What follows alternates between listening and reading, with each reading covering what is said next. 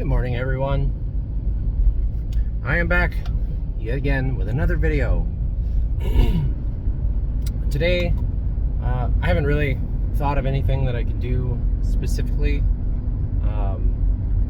I need to go through my fountain pen collection again and kind of go through the ones that I have and take a look at them and kind of remember the various reasons why I like them and all that. So today I'm just going to talk about the craft of writing in general, and why I think it's important.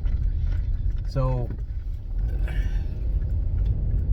I've been fairly proficient at writing writing and reading and like language comprehension, I guess, just a little bit. I mean, I'm not by no means a genius, but I've been fairly good at it for a little while. I think it really came about because I used to do actually a decent amount of writing when I was a kid. And reading and stuff like that. So I actually did a good amount of that. Reading really captivated me when I was younger.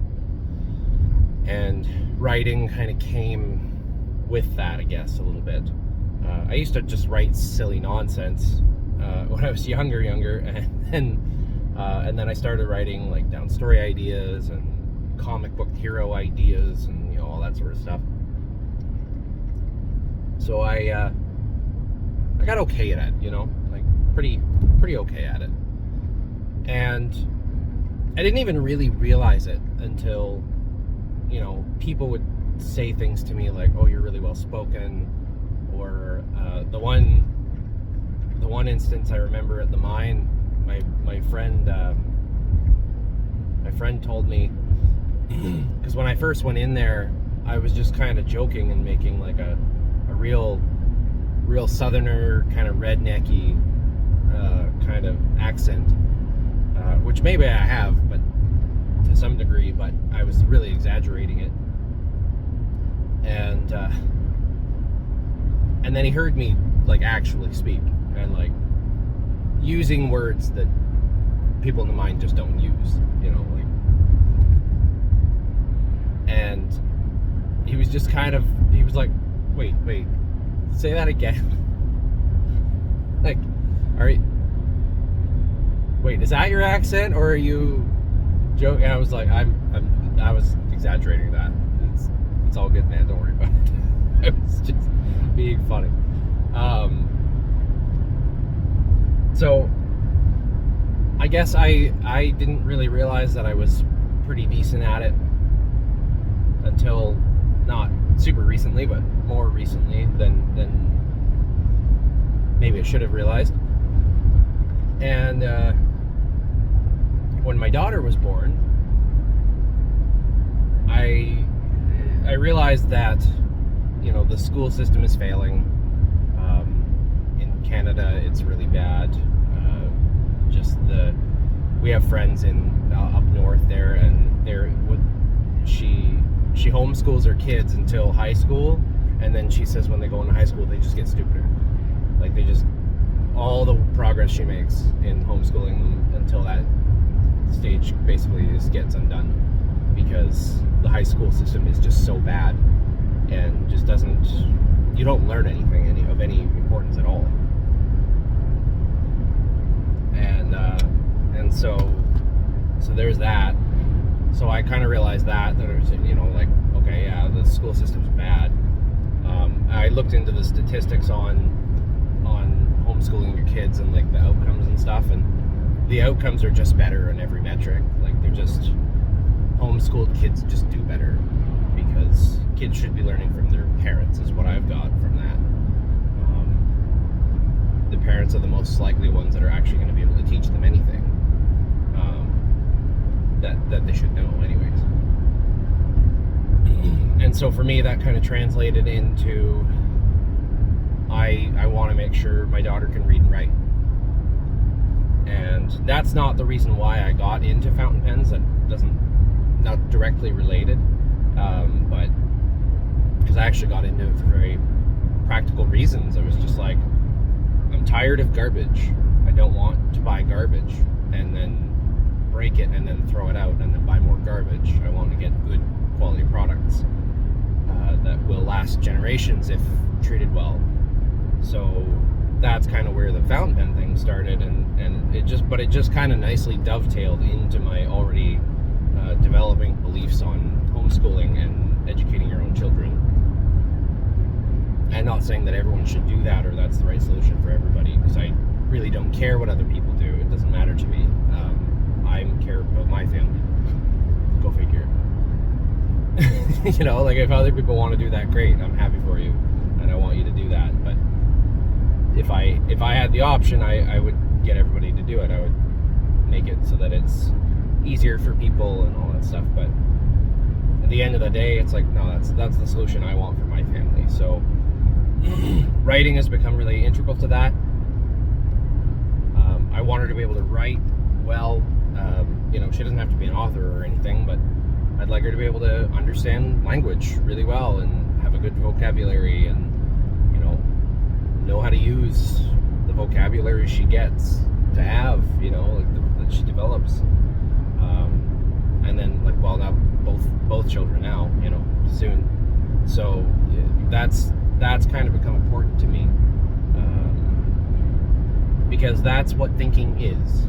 If I want to borrow a line from Jordan Peterson,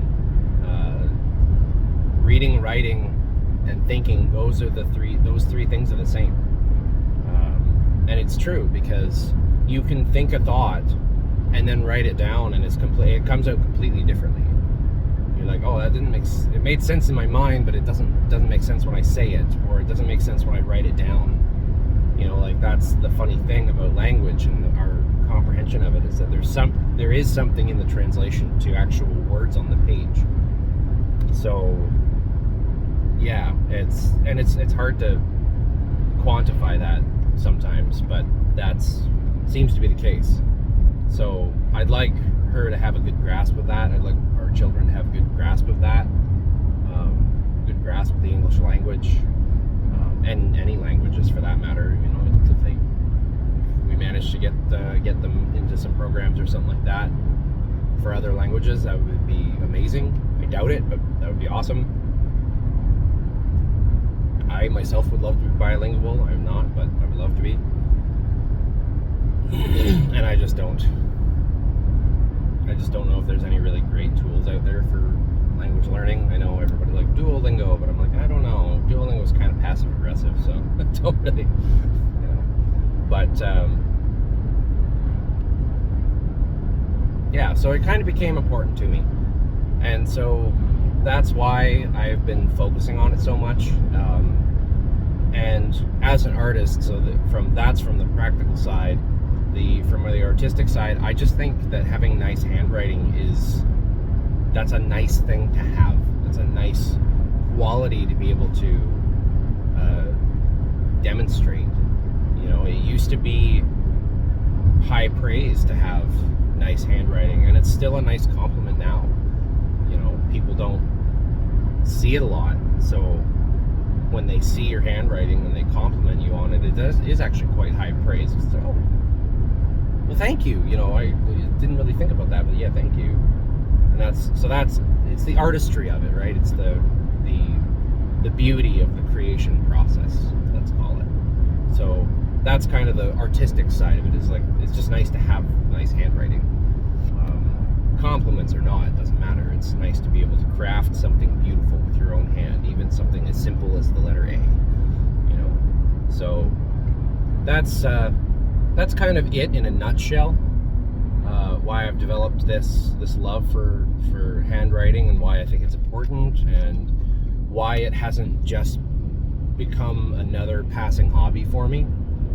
Because I'm one of those people that I'll get into something, I'll get super into it for a little while, and then it just kind of falls by the wayside, or becomes a little bit integrated or something like that into my normal daily routine.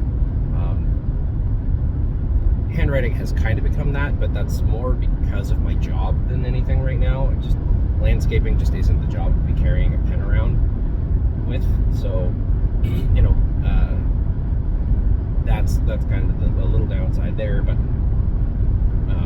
I have maintained it as best I can when I can, because yeah, I do believe it's important, and I do want to continue it.